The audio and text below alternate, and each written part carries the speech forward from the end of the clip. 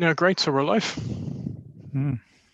Apologies about that, everybody, for being a little bit late. As usual, tech difficulties always arise, even when you think you're prepared. So yeah, we'll start straight in. Just a big welcome to Prasadacarin. Thanks so much for being here. And this is the second in our Buddhist in Conversation series that we're starting here at the Dublin Buddhist Centre. So we'll get straight into it. I'll hand over to Prasadacarin and let him lead us in a guided meditation. Okay, good to be here with you. I guess people from Dublin and probably from Stockholm, where I'm from, and I don't know, probably in other places too.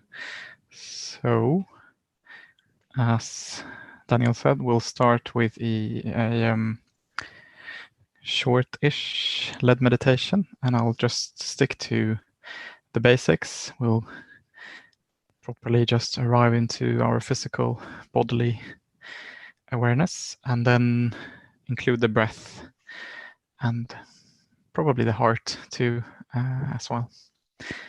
But yeah, just start by making sure that you're seated in a way that's comfortable enough for you to sit for 15 to 20 minutes. It doesn't really matter what you're sitting on and so on, but if possible, make sure you can sit in an upright and relaxed posture at the same time, if that's possible.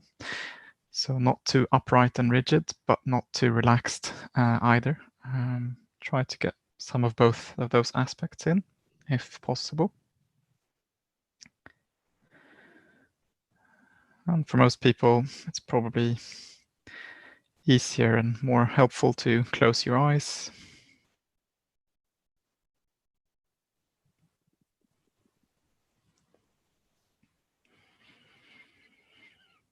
And by closing our eyes, we reduce some of the input from our senses.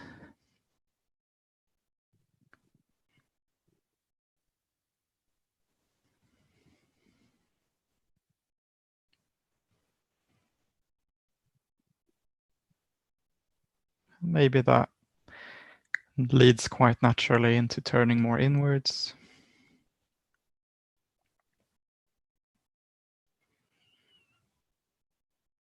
So at the very start here, let's just stop.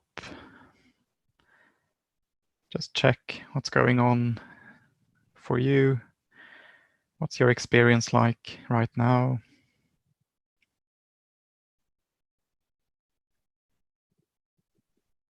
So what are you experiencing in your body?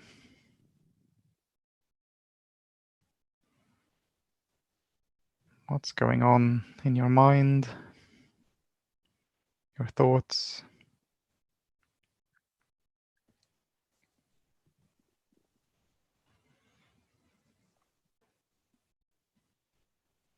What's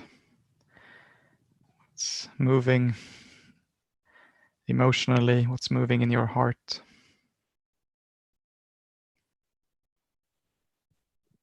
It doesn't matter whether you're tired or full of energy, or whether you're more positive or maybe you're a bit low, whether you're restless or not.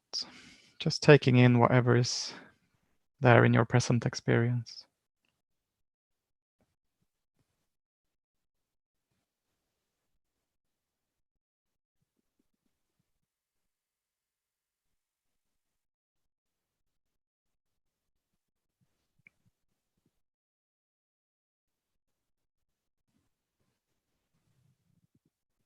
Just catching up with yourself.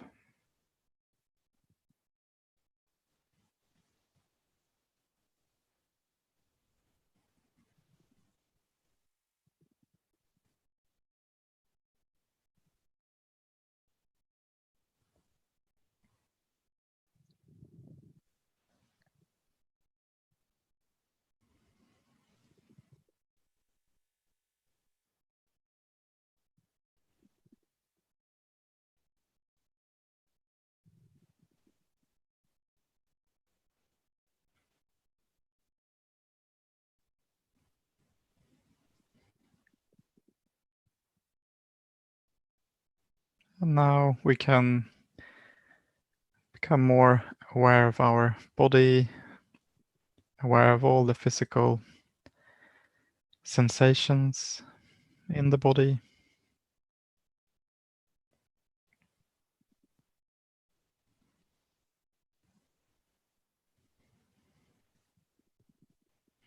You can notice the contact between your body and whatever you're seated on.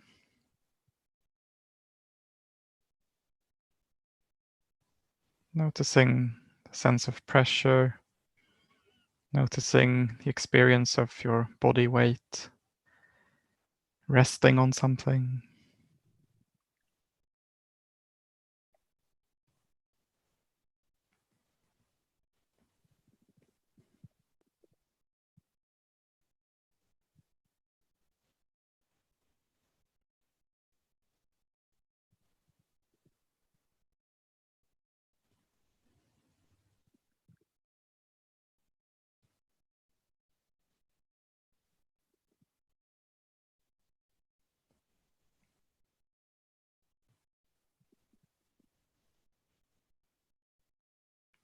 Becoming more aware of all the different sensations in your feet and your legs,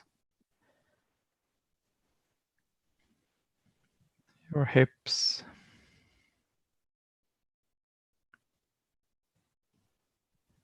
and your seat. So that could be temperature, pressure, contact, tension or relaxation.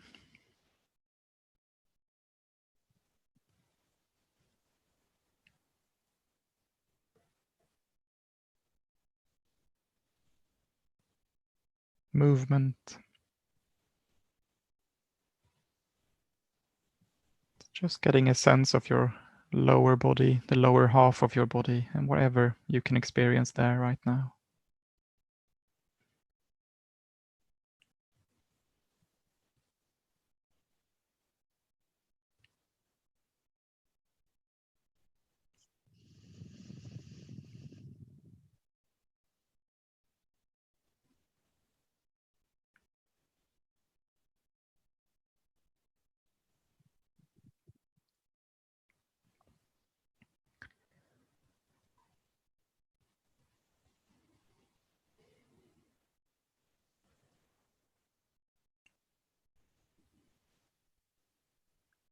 And the lower body is the foundation, the base.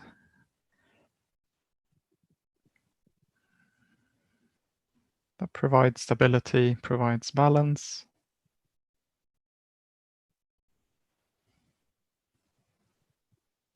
And from that base,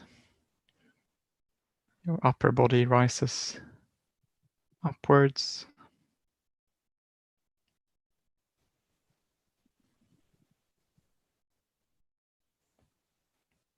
The top of your head pointing upwards.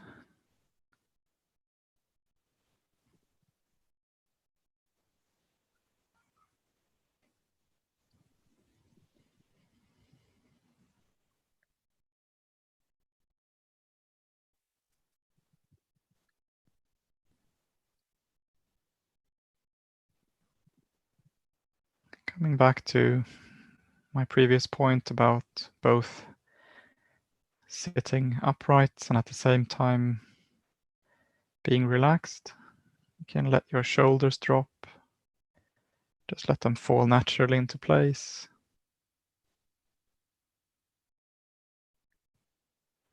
Maybe tuck your chin in just slightly to straighten the neck.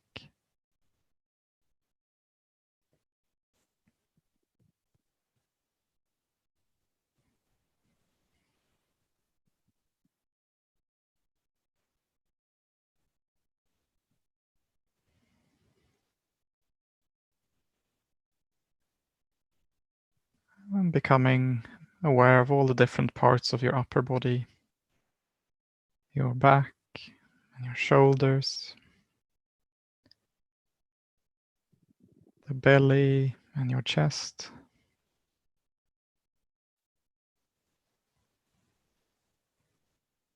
Not holding your belly in, but allowing the breathing to move the torso in whatever way naturally does.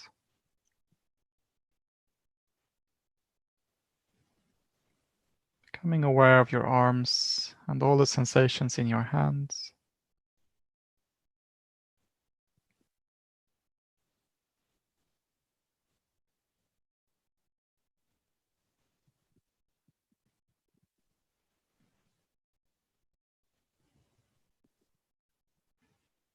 Coming up now to the neck and your throat.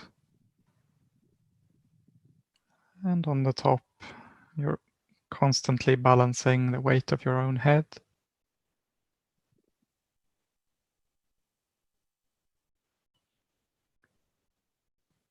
And there's no need to hold any particular expression in your face right now. Instead, you can allow your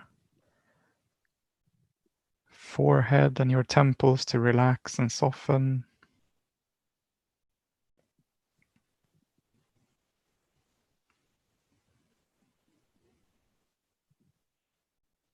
Letting go as well around your eyes.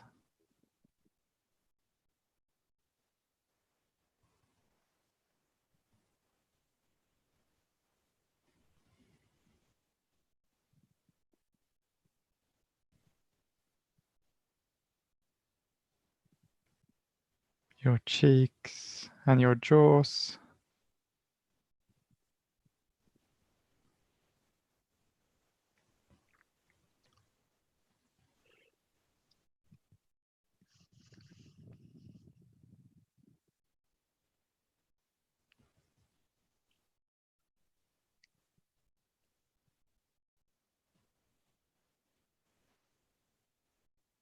And broadening out now to include the whole body again.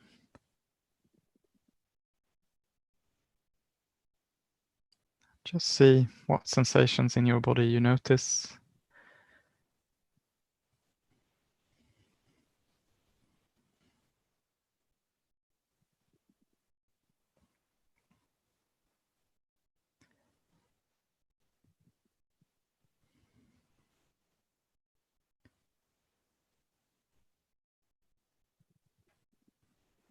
And something you've probably already noticed is that the breathing is constantly moving in the body.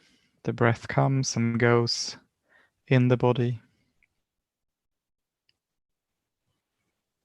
You can pay a bit more attention to this process of breathing.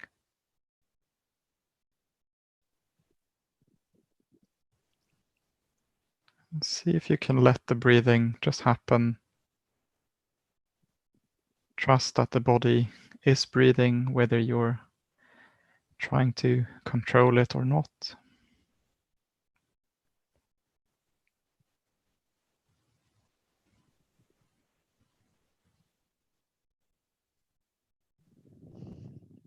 So rather than trying to breathe in any particular way, you can just rest your awareness, your attention on all the different sensations of the breathing in your body.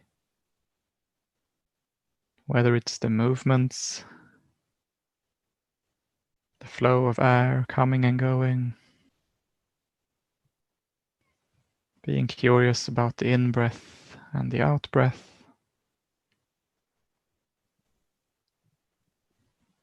Going wherever your attention and your interest takes you. Seeing if you can stay with the body, stay with the breath.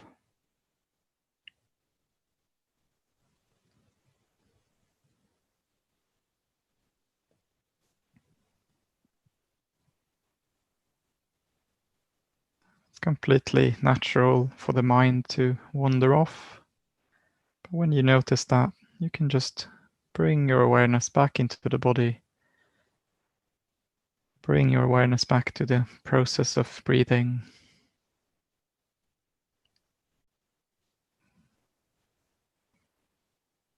No matter how many times you drift off, the body and the breath will be there to welcome you back. Again and again.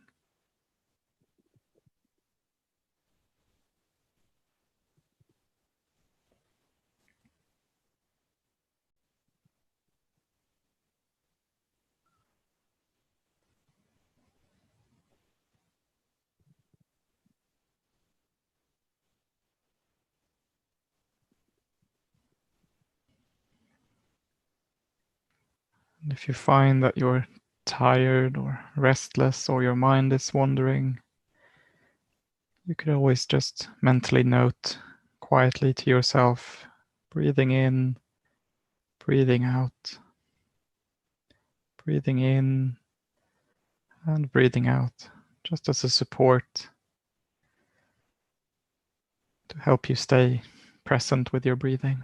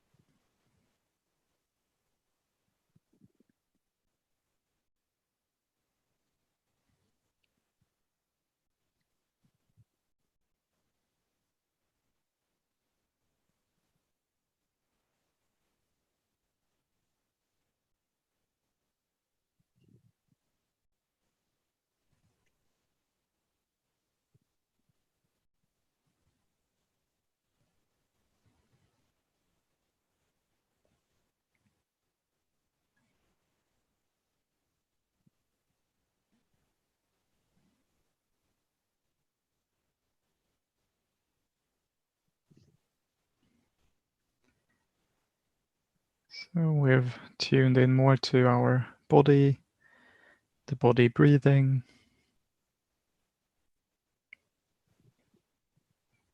We've also touched a bit on thoughts and just allowing the mind to be the way it is, to disappear off into strings of thought, to stories, but then noticing and just deciding to come back to the breath in the body.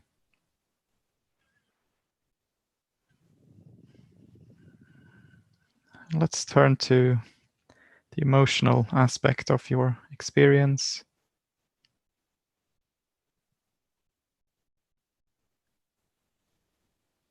So what's the emotional experience like for you right now?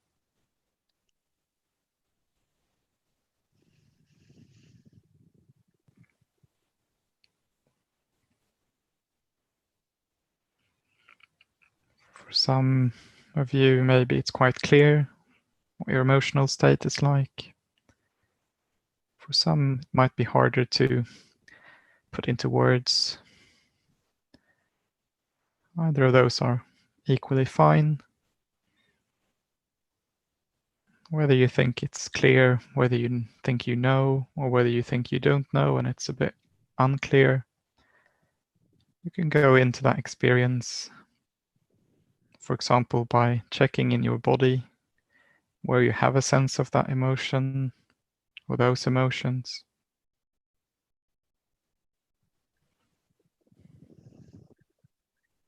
So where do you experience your emotions right now? Is it in the belly or in your chest where the heart is? Maybe somewhere else.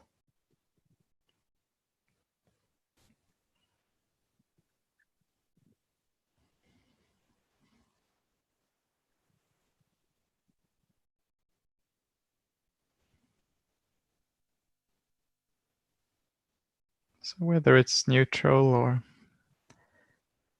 pleasant or unpleasant, see if you can stay present, stay open.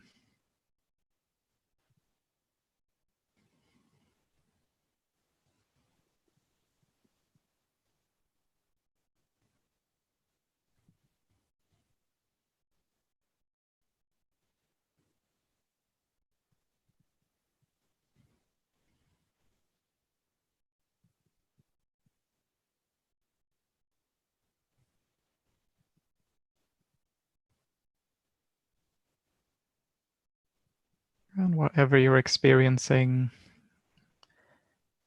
we can always bring more positivity, more kindly awareness to our own experience. You can always wish yourself well.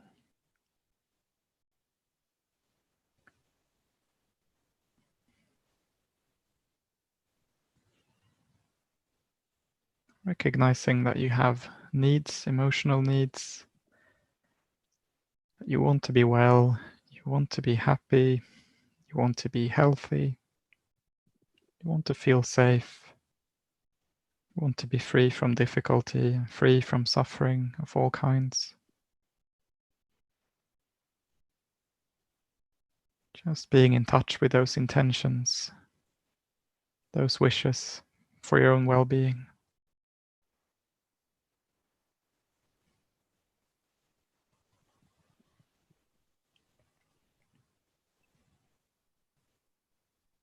Noticing what's going on in your body, with your breathing, in your mind and in your heart.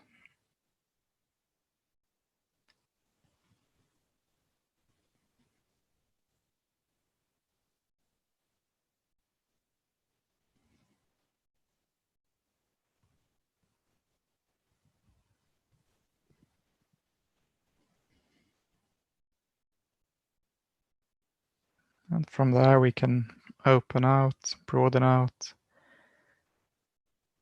become more mindful of all the others participating in this event.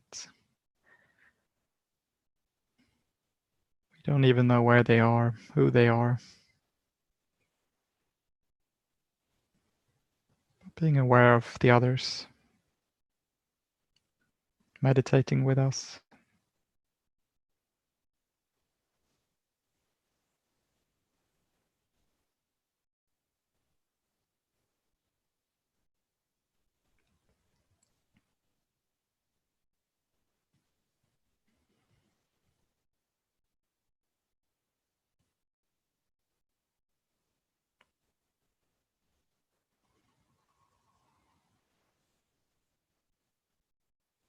And now letting go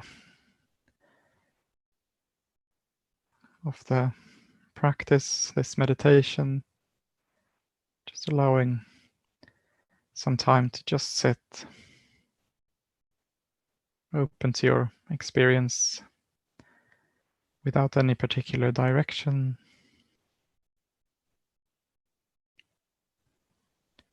Prasadacarin has come back.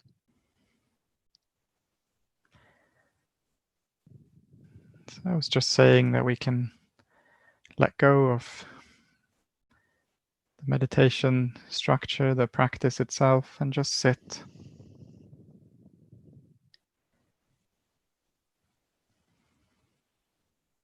No particular direction, no particular aim. Just sitting with whatever is in your experience, your sense input,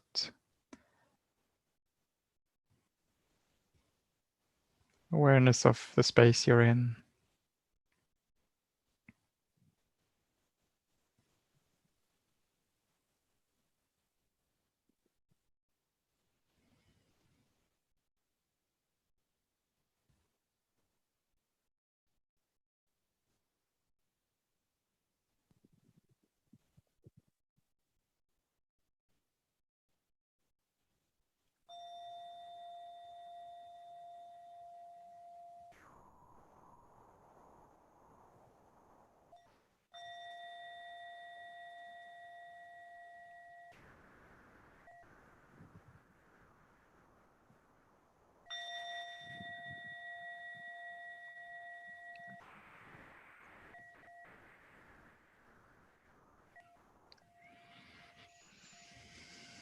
Did I disappear?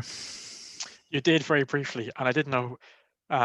For a second, I wasn't sure. I thought maybe you just gone quiet, and then I just reassured our audience that you'd rejoin when you could, and to enjoy the fact they didn't have to do anything for a minute.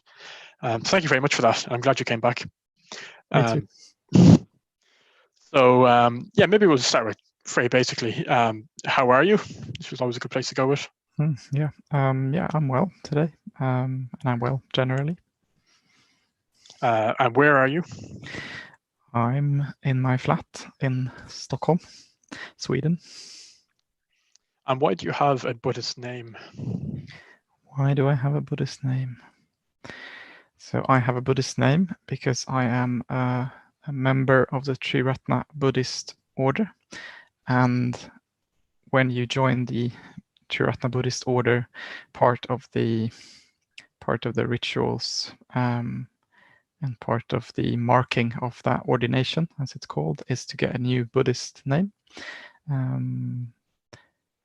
Yeah, so it's one of the few kind of kind of things that mark that you become an order member in this movement, in this tradition. And of course, as well, it's giving you a particular personal practice. So my name Prasadacarin means he who proceeds or moves with joy. So that's something to aspire to on a daily basis for the rest of my life, probably. I'm sure you do. So what do you do in Stockholm? Yeah, I am currently the chairman of the Stockholm Buddhist Center and also the retreat center, Dharmagiri, that we run from the Stockholm Buddhist Center, a few hours away from Stockholm. So I'm full-time supported by the center, the local Sangha. So yeah, that's quite a wide-ranging kind of job from planning and teaching and administration and stuff. So it's quite wide-ranging, but making sure the center and the retreat center is running smoothly and taking care of the Sangha over here. Wow. Sounds like quite a lot of responsibility.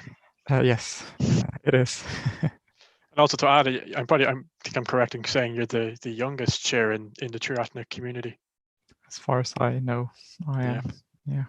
So that's pretty impressive. So let's take a step back. So we'll get to maybe ordination and your current job now. Actually, just to kind of set the context with things, how are things in Stockholm at the minute with the current crisis? Because Stockholm's been quite lightly affected? We noticed. Well, I don't know if you could say that Sweden and Stockholm has been lightly affected, but we're not in a lockdown in the way that a lot of others are, and I guess, and I think those of you who are in Ireland, for example. So, I mean, there are recommendations and so on, restrictions, but they're not kind of enforced in the same way they are in other countries. So it's more on a voluntary basis. And surprisingly enough, Swedes actually seem to be kind of quite good at trusting authorities and doing what they say. So we can move, restaurants are open, schools are open, and so on still. So yeah, Sweden is more open than most parts of the world, probably. Yeah. No, that's good. And I imagine, has that had much of an effect on your center? Or yeah, so technically we're still allowed to host smaller gatherings of people, and we did for longer than most Triratna Buddhist centers, I think, but we have moved everything online anyway. It's a kind of safety thing, and also hardly anyone comes in, so everything is online, so that we can actually meet people where they are, and so that they don't have to take risks. So it has affected us, but not as much as it could have done in other situations. And how has that transition been going online? Like, you seem quite, because you're young, I guess you're maybe a bit tech savvy, you've got a headset. So, was it a hard transition for your center to go online, or was it quite easy enough? That's a good question. I think it's been fairly straightforward. We're still exploring new ways of doing that. So I mean, we've moved quite a lot of the kind of regulars stuff to Zoom, and I was one of the people who were quite used to Zoom meetings because of being involved with Triratna internationally. So that worked. But then we're exploring like what we're doing now, live streaming. So we started doing drop-ins live last week. This week actually. So that's completely groundbreaking for us. So yeah, gradually kind of upping our game a bit. And is there many of you involved, many order members working in the center? Yeah, so I'm, like I said, I'm the only kind of, I don't know if I said, but I'm the only full-time supported person. So I have a team of part-timers around me, most of them not order members actually. But then there are a kind of core group of order members who teach and help run things. I don't know how many of us, maybe 10 or 12 who are more actively engaged, and then some people coming in and out. And then of course there are order members who are around, but they don't teach actively at the moment. Yeah. It's good. I think it's good to set the scene a little bit of where you're coming from, and the kind of conditions we're in. But you weren't always Prasadacarin. Maybe you could talk us a little bit about what your childhood was like. Are you originally from Stockholm? Yeah, I was raised in a suburb quite far out into the suburbs of Stockholm. Well, what to say? I'm from quite a mixed, culturally mixed background. My mom's from Serbia and my dad's from Denmark. So I'm culturally Swedish and I'm born and raised here, but quite a mix going back a bit. But yeah, born and raised in the Stockholm area. You're an only child? No. So my parents divorced when I was about a year old. So I've always had two families. So I have siblings on both sides, but I was raised with two sisters on my mom's side. So those are my kind of closest family. So yeah, 3 of us growing up together. And do you remember what it was like growing up as a kid? Yeah. How do you summarize a childhood? Yeah, I have a very positive childhood generally. Generally, yeah. Do you remember what was there anything in your early life that made you interested in religion or Buddhism or spiritual practice, or did that come in later?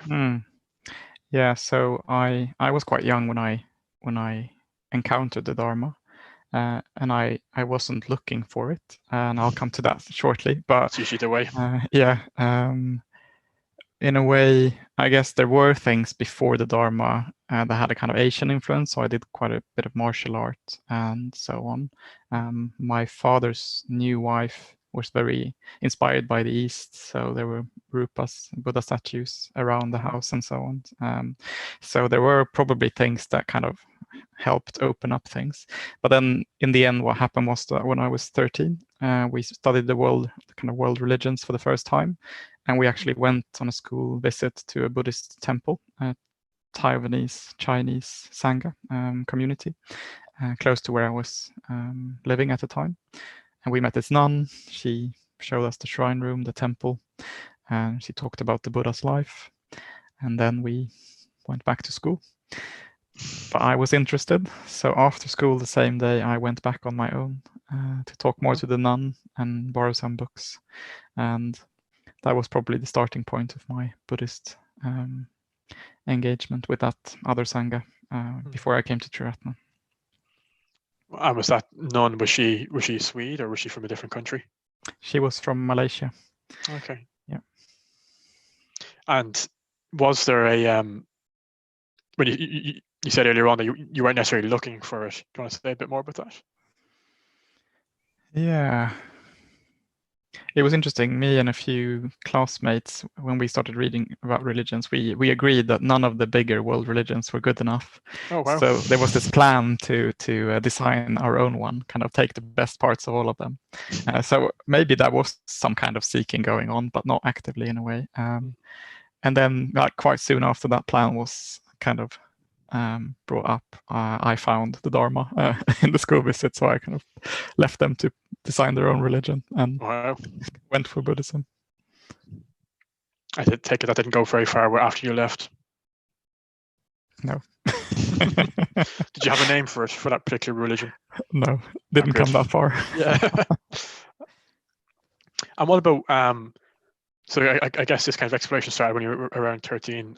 Did that have any impact then when you were a teenager, kind of getting a bit older in relationships and with family, or when did it kind of start taking form in a way? Well, I would say that more or less straight after that school visit, I kind of decided I wanted to lead a Buddhist life. Started reading a lot, going to this temple. So I was in the other community, the other Sangha, for 9 years before Triratna. So that was my spiritual home for quite a long time, parallel to school and work and everything else, but I was quite active in that Sangha and in that context. So yeah, it did certainly kind of shaped my teen years. In all kinds of ways, like what I ate and drank, and thinking about ethics, and what I prioritized, what I put my money in, all kinds of things, really. And did your family take an interest when you were exploring Buddhism, or when you joined this Sangha? I mean, they used to come to the temple for like festivals and stuff. Oh, wow. And it's a way of supporting me, probably. But back then, well, my sisters. So one of the things I did with the temple was that they had summer camps, and they were not specifically Buddhist, but more like Chinese culture.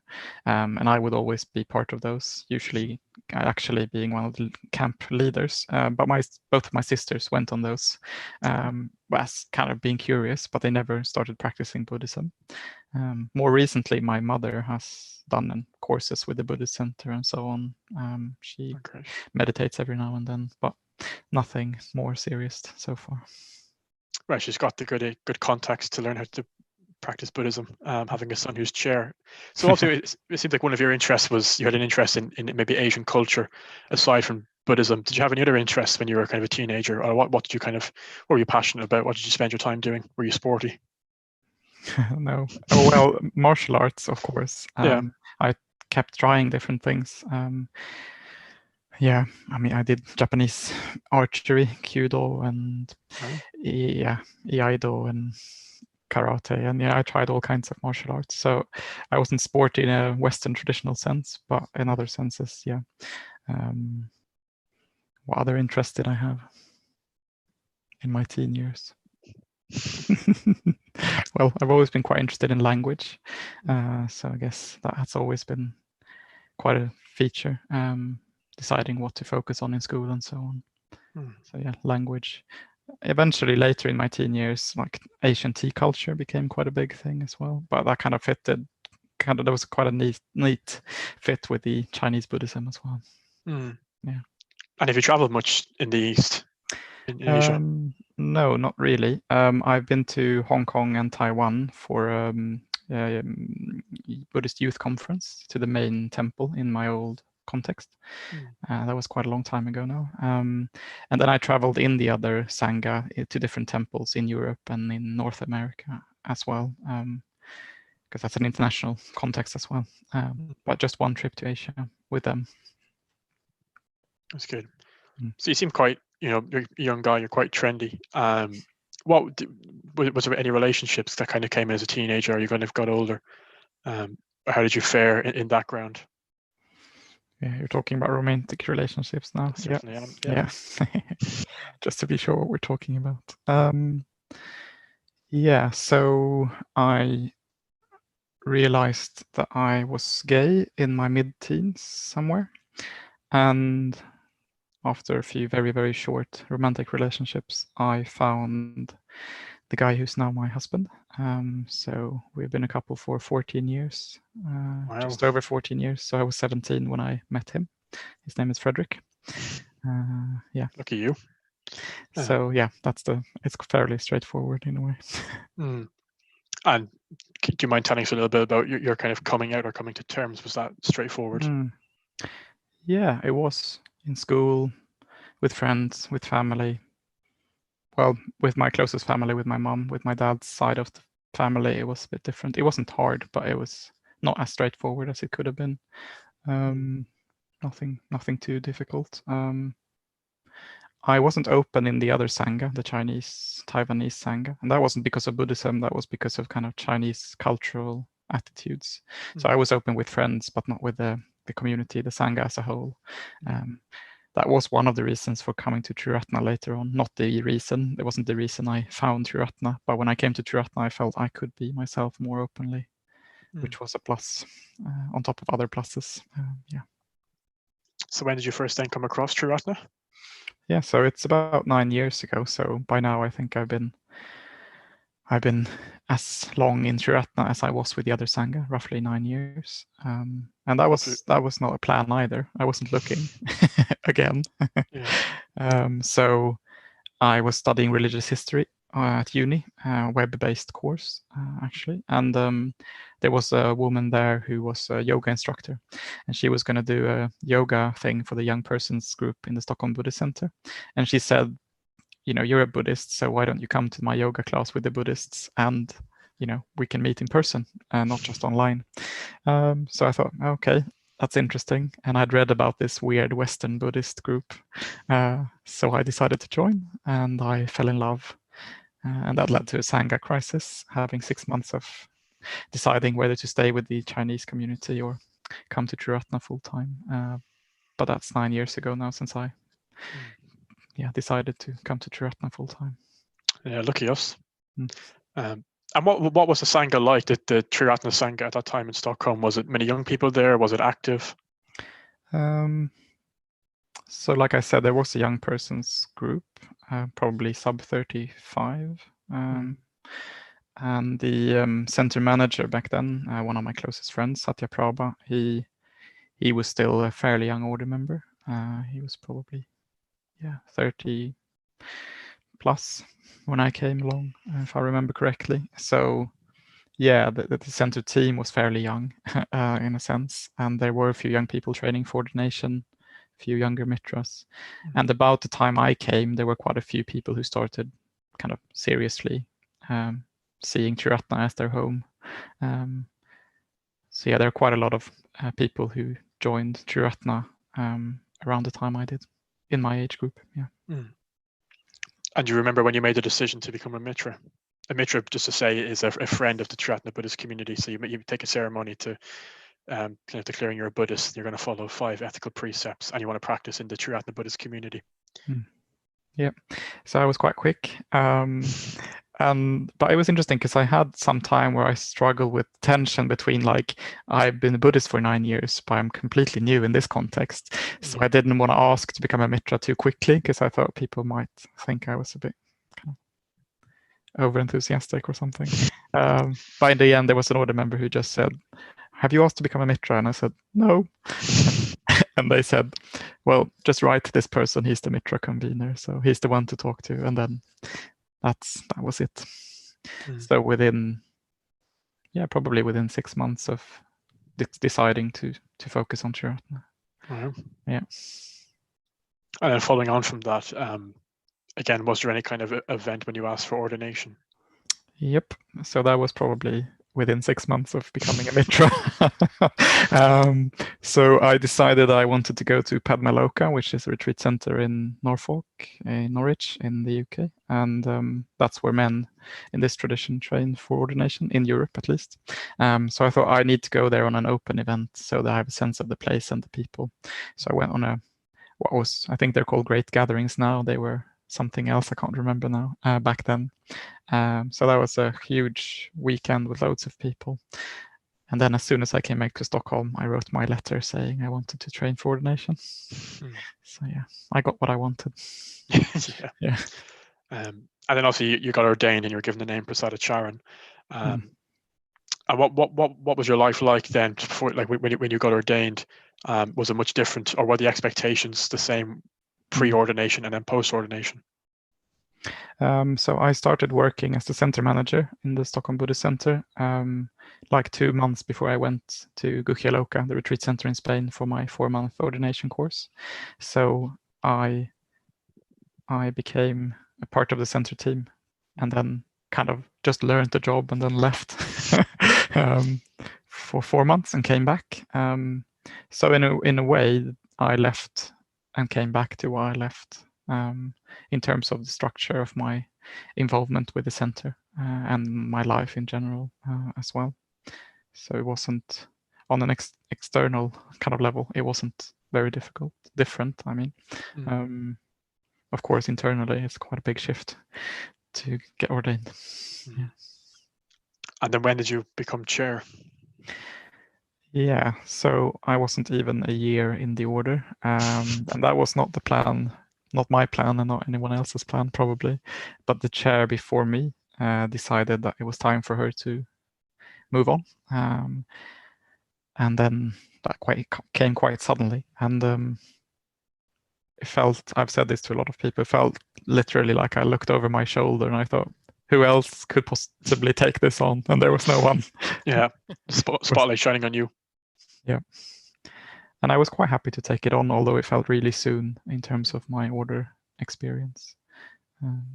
So yeah, I've been ordained for 4 years now, and yeah, actually on Buddha Day 3 years ago, I took on the chairmanship formally. So 3 years on the post so far. Wow, yeah, it seems to be all going well. And what is that like? What does the role of chair involve? Yeah, I guess in a sense, it's like being responsible for the spiritual welfare of the Sangha as a whole. And of course, that's a huge task. But like I said before, it's everything from admin to more kind of overview and coordination, and vision, of course, is a big thing. Why are we doing what we're doing?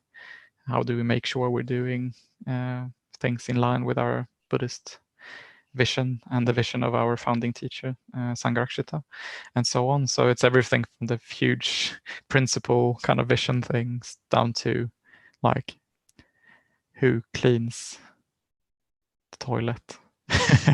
Yeah. And what did your partner think of all this? So you said you met at 17. Also, you were going through this probably internal and external transition. And how I'm sure, was he supportive, or how did that manifest? So first of all, he's not Buddhist. People usually ask that. But I was Buddhist when we met, although I was in the other context. So of course, it was part of the deal when we met in a way. So it wasn't something that changed.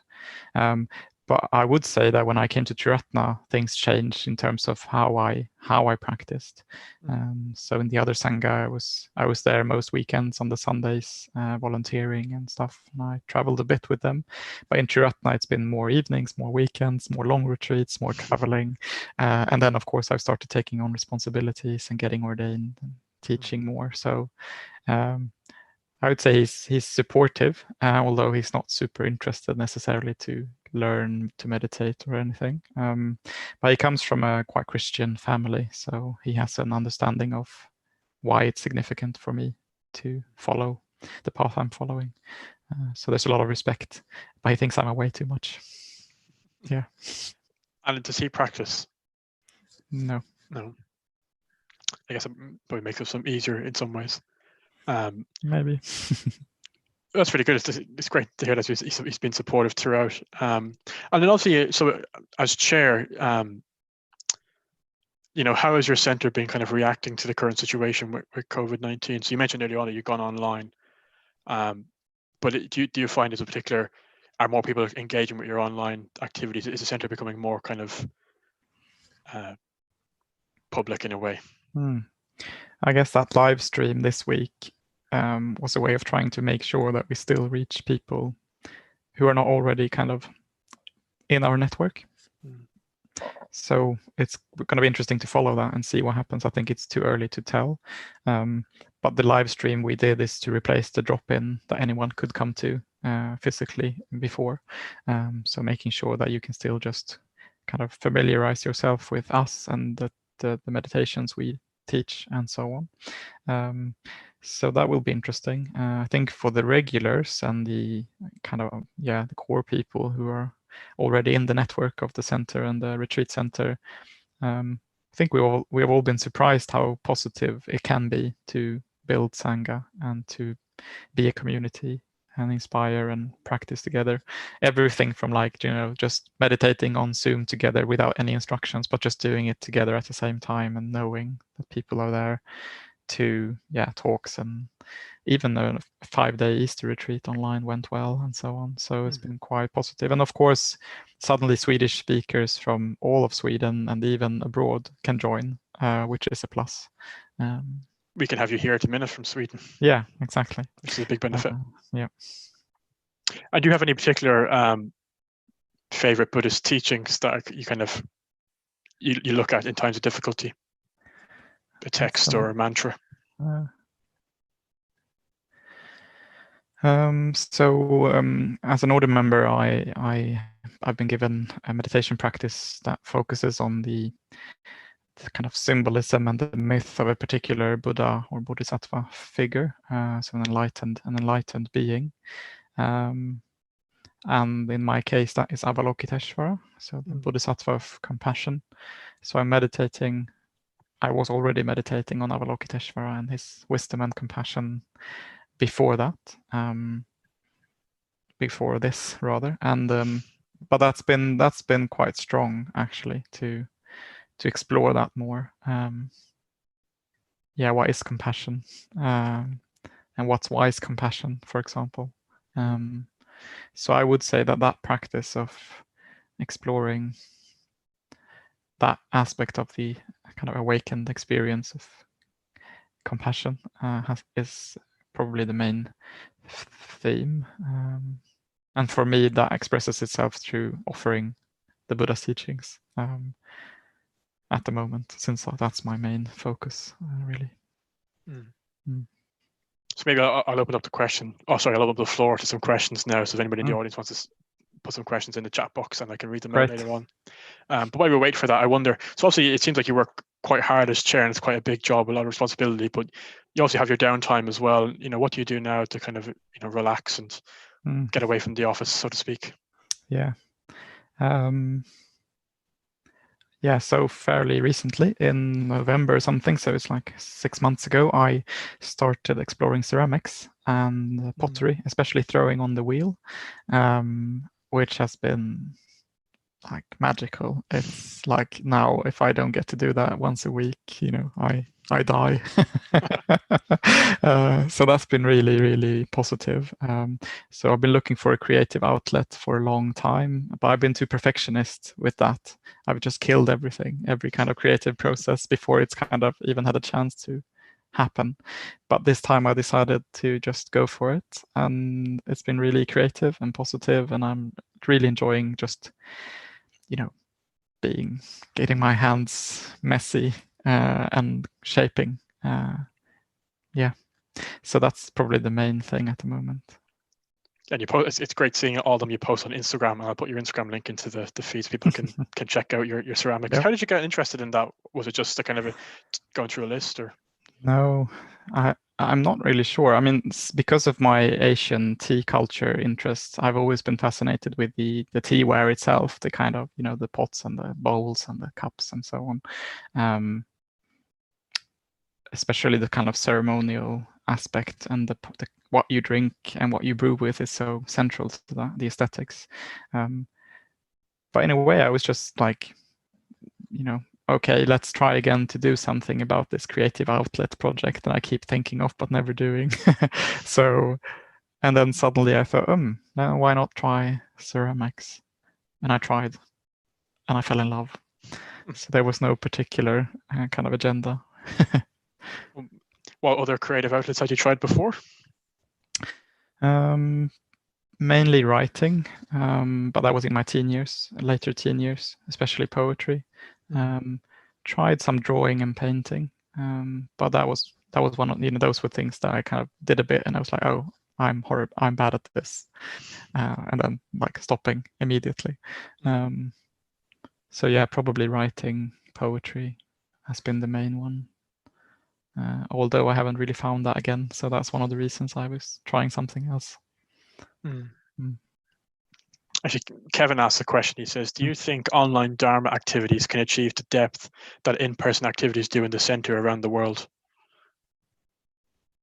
Yes and no. Like I said, a lot of people are surprised at how deeply you can connect with people and so on.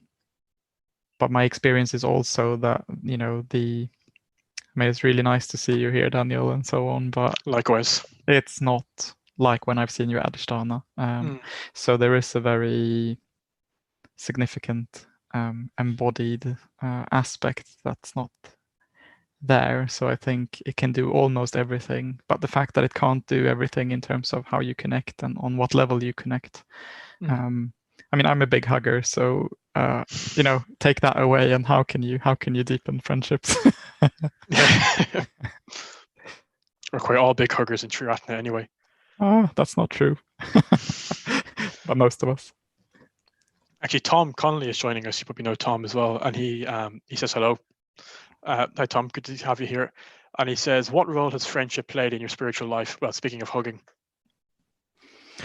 Yeah, it's been very important, and I think in a way, I mean, I had significant friendships in my other sangha, but coming to Triratna, where community and friendship is kind of an emphasis, and there's a kind of explicit way of talking about it and encouragement to explore friendships on a deeper level. That's really had an impact on my spiritual life. So the order member I mentioned, Satya Prabha, who was the first order member I met in Triratna, he's one of my closest friends, and that was probably the first kind of real Buddhist friendship that went deeper than I had experienced before.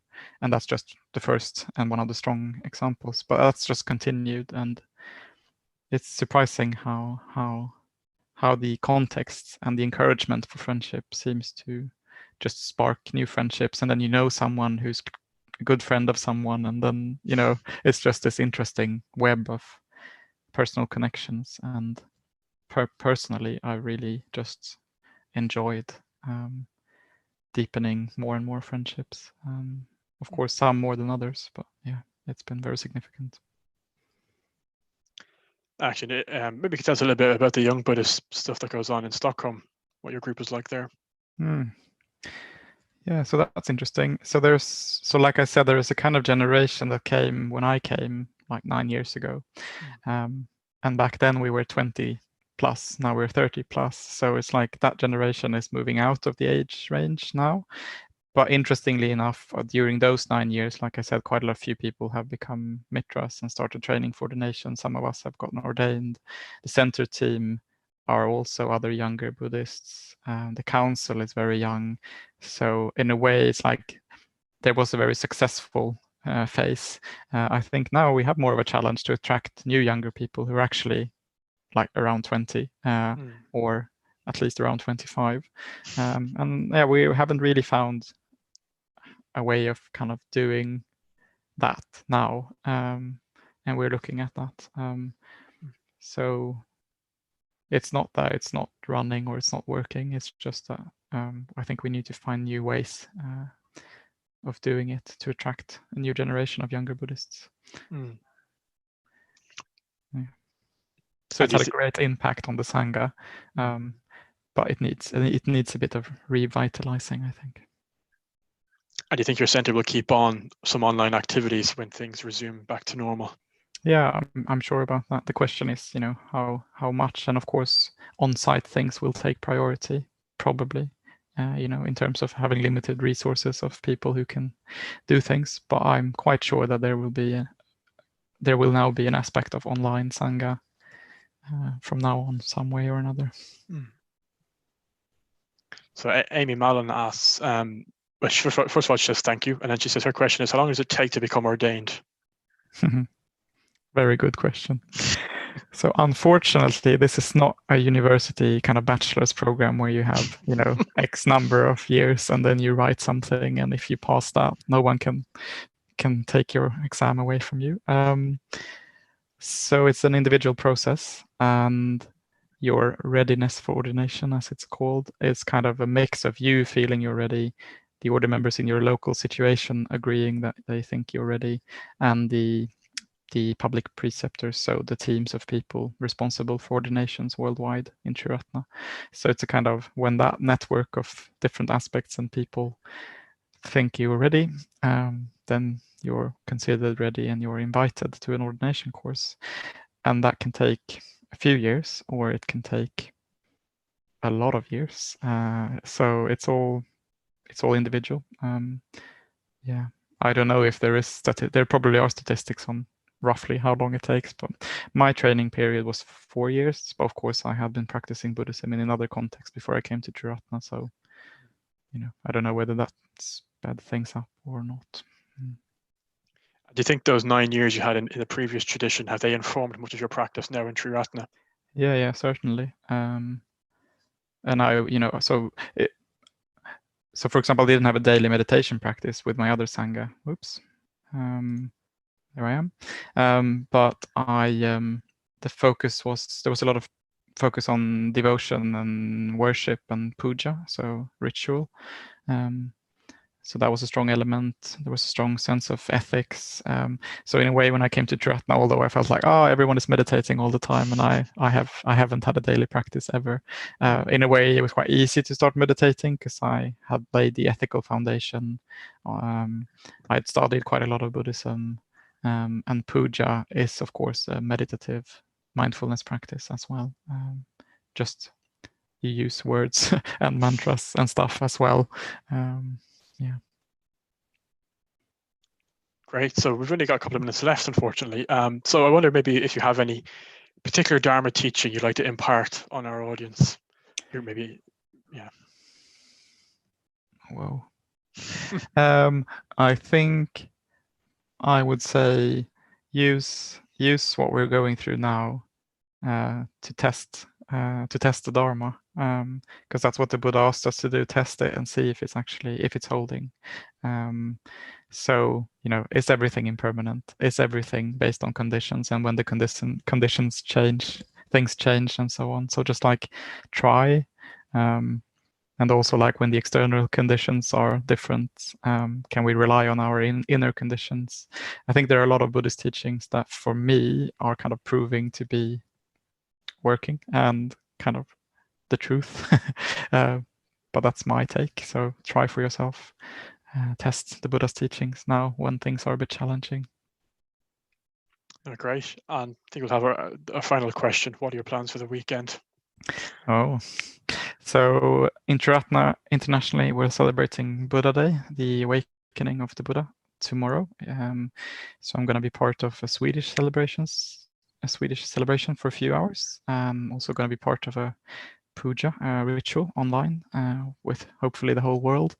Yeah, that's the main topic. Tomorrow. Sunday, I can't even remember what's happening on Sunday.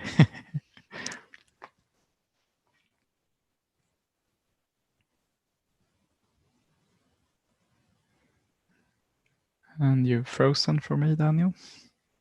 I might just see if there's any one or more two questions before we go, give the audience another chance to say something else, and also to say thank you.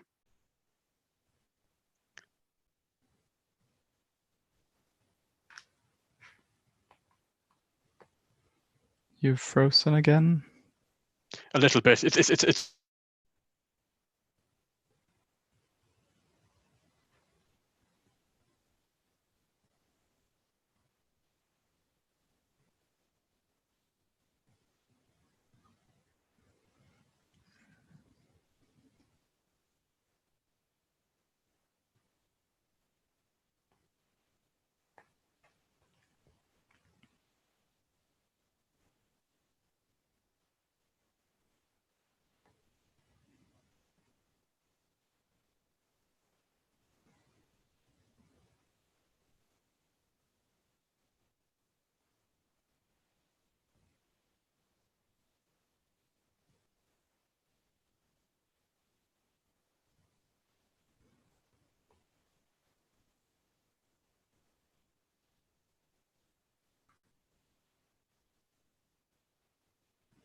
oh, sorry. Yeah. This time I dropped it. Yeah.